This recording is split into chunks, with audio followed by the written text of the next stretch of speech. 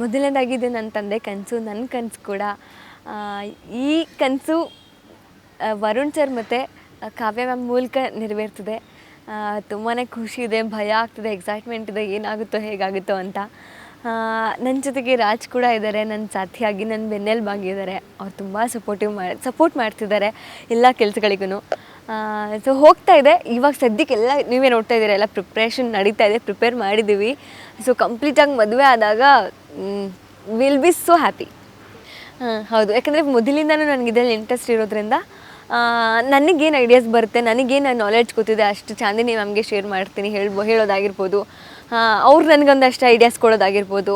So ಇದು ನಮ್ಮಿಬ್ಬರು ಈ chemistry ಎಲ್ಲೋ work ಆಗಿ ಚೆನ್ನಾಗಿ ಬಂದಿದೆ, ಆಲ್ಮೋಸ್ಟ್ ಚೆನ್ನಾಗಿ ಬಂದಿದೆ. ಸೊ ಏನು ಔಟ್ಕಮ್ ಹೇಗೆ ಬರುತ್ತೋ ಇನ್ನೂ ಗೊತ್ತಿಲ್ಲ, ನಮ್ಮ ಮದುವೆ ಮುಗಿಬೇಕು.